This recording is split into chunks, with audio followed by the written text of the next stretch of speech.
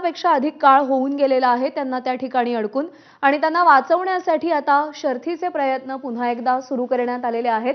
अग्निशमन आणि एसडीआरएफचे जवान तिथे पोहोचलेलेच आहेत, पण आता हेलिकॉप्टर देखील तिकडे पोहोचलेला आहे आणि आता त्या मासेमारांना मच्छीमारांना बाहेर काढण्यासाठीचे प्रयत्न सुरू आहेत। मुकुल कुलकर्णी आपल्याला अधिक अपडेट देतील। मुकुल, हे रेस्क्यू ऑपरेशन कसं सुरू आहे, कोणत्या टप्प्यात सुरू आहे?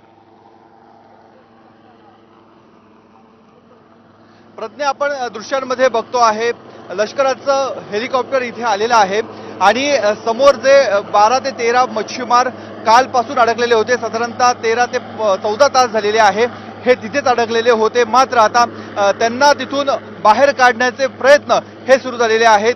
एसडीआरएफची टीम इथे आलेली होती, स्थानिक बचाव पथक इथे आलेले होते, आपत्ती व्यवस्थापनाचे लोक इथे आलेले होते। मात्र कुठल्याही पद्धतीची उपाययोजना करता येत नव्हती, कारण जो पाण्याचा प्रवाह आहे हा पाण्याचा प्रवाह प्रचंड आहे।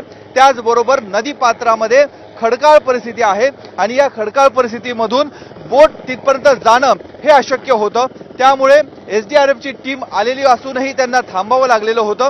जोपर्यंत हेलिकॉप्टर येत नाही, हेलिकॉप्टर तिथे लँड होत नाही आणि सर्वांना जे अडकलेले लोक होते त्यांना बाहेर काढण्याचे प्रयत्न हे सुरू झाले। ते जिल्हा प्रशासनाच्या माध्यमातून लष्कराची चर्चा करण्यात आली आणि त्यानंतर निर्णय घेण्यात आला।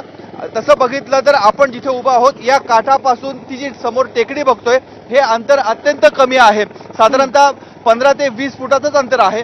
परंतु तोपर्यंत जो पाण्याचा प्रवाह आहे तो पाण्याचा प्रवाह अधिक असल्यामुळे एसडीआरएफच्या टीमला पुढे जाता येत नव्हतं। त्यांनी इथे बोट देखील आणलेल्या होत्या, मात्र या खडकाळ नदी पात्रामधनं बोट तिथपर्यंत जाणार कशी हा प्रश्न प्रामुख्याने उपस्थित झालेला होता आणि म्हणूनच एसडीआरएफची टीम ही थांबलेली होती। लष्कराशी ज्यावेळेस चर्चा झाली त्यानंतर हेलिकॉप्टर पाठवण्यात आलेले आहे आणि आपण आता दृश्यांमध्ये बघतोय हेलिकॉप्टर त्या ठिकाणी टेकडीवर लँड होते आणि हे जे सर्व मच्छीमार तिथे कालपासून अडकलेले होते, साधारणतः 15 तास झालेले आहेत, आता त्यांना तिथून हलवण्यात येणार आहे। तत्पूर्वी सकाळपासून या सर्वांची खाण्यापिण्याची व्यवस्था स्थानिक प्रशासनाच्या माध्यमातून करण्यात आलेली होती। त्यांना खाण्यापिण्याचे साहित्य त्यांच्यापर्यंत पोहोचवण्यात आलेलं होतं, परंतु दोर टाकून म्हणा किंवा होडीच्या साह्याने त्यांना इकडच्या बाजूला आणणं हे अशक्य होतं आणि म्हणूनच आता लष्कराच्या हेलिकॉप्टरला पाचारण करण्यात आलेलं आहे।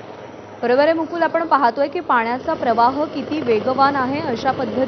अशा प्रकारच्या प्रवाहात दोरी टाकून त्या सगळ्या मच्छीमारांना या किनाऱ्यावर आणणं जिकिरीच होतं। आपण सध्या पाहतोय जसं मुकुल तुम्ही सांगितलं की खडकाळ भागही बराच आहे नदीमध्ये आणि त्यामुळे हेलिकॉप्टरचं लँडिंग सध्या क्रुशियल झालं।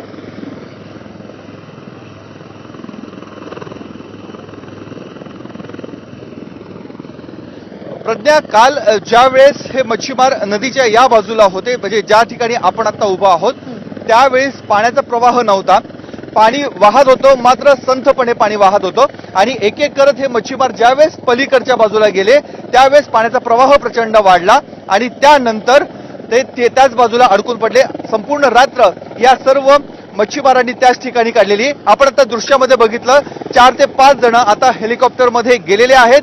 हेलिकॉप्टर तिकडनं आता उडालेलं आहे आणि त्यांना सुरक्षितपणे नदीच्या या तीरावर आणण्यासाठी आता हेलिकॉप्टर तिकडनं झेप घेत आहेत। आपण दृश्यामध्ये बघतोय बाकीचे जे मच्छीमार आहेत ते तिथेच थांबलेले आहेत, त्यापैकी 4 ते 5 जणांना बाहेर काढण्यामध्ये आता यश आलेलं आहे। ही जी नदी आहे गिरणा नदी ही पार करत हेलिकॉप्टर आता या बाजूला येताना आपल्याला दृश्यांमध्ये बघायला मिळत आहे। 15 तासानंतर आपत्ती व्यवस्थापन, लष्कर आणि स्थानिक प्रशासनाच्या माध्यमातून अथक प्रयत्न केल्यानंतर हे हेलिकॉप्टर आता या बाजूला येत आहे आणि यांची सर्वांची सुखरूप सुटका होत आहे। खरं तर ती टेकडी मोठी होती, तिथे त्यांना थांबण्यासाठी व्यवस्थित जागा होती। सुदैवानं पाण्याचा प्रवाह रात्रीनंतर वाढला नाही, पावसाचा जोर वाढला नाही, त्यामुळे यांना त्याच टेकडीवर थांबता आलं आणि आता त्यांना आपण दृश्यांमध्ये बघू शकतोय की त्यांचा आता रेस्क्यू करण्यात आलेला आहे, त्यांचा बचाव करण्यात आलेला आहे आणि नदीच्या या तीरावर या सर्वांना सुरक्षितपणे आता उतरवलं जात आहे। जसं त्या टेकडीवरनं हे सर्व 4 ते 5 जण हेलिकॉप्टरमध्ये बसलेले होते, आता एक एक करत त्यांना हेलिकॉप्टरमधनं आता खाली उतरवलं जाणार आहे। मुकुल, जसं तुम्ही सांगितलं की 12 तासांपेक्षा जास्त काळ हे मच्छीमार तिकडे अडकलेले होते, रेस्क्यू ऑपरेशन सुरू होतं, काय काय अडचणी आल्या कालपासून या रेस्क्यू ऑपरेशनमध्ये?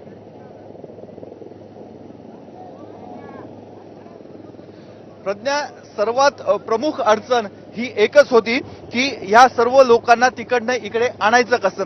जाताना ज्यावेळेस हे गेले त्यावेळेस पाण्याचा प्रवाह हा कमी होता, मात्र ज्या वेळेस हे लोक सर्व तिथे अडकलेले होते त्यानंतर तिथपर्यंत जाणं हे महत्वाचं जिकिरीचं होतं. ही माहिती प्रशासनाला थोडी उशिरा कळाली आणि ज्यावेळेस ही माहिती कळाली त्यानंतर ह्या सर्व लोकांना रात्रीच्या अंधारामध्ये तिकडनं हलवणं हे देखील अवघड झालेलं होतं. सकाळची वाट सर्व आपत्ती व्यवस्थापन एसडीआरएफची टीम ही बघत होती.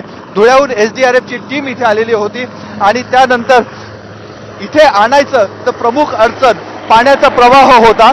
आपण बघितलं मागच्याच काही दिवसापूर्वी अहमदनगर जिल्ह्यामध्ये एसडीआरएफची टीम गेलेली होती आणि एक दुर्घटना घडलेली होती. त्यामुळे एसडीआरएफची टीम देखील पूर्णपणे खातरजमा केल्याशिवाय पुढे जात नव्हती आणि आता ह्या सर्वांचं रेस्क्यू करण्यात आलेलं आहे. यांना आता पोलिसांच्या सोबत त्यांना ठेवण्यात आलेलं आहे आणि हे सर्व आपण जर या बाजूला बघितले लोक, एका बाजूला हेलिकॉप्टर आहे आणि दुसऱ्या बाजूला हेलिकॉप्टरमधनं जे उतरलेले होते या सर्वांचे आता इथे नाव लिहून घेतलं जात आहे. पोलिसांच्या माध्यमातून पंचनामा केला जात आहे आणि आता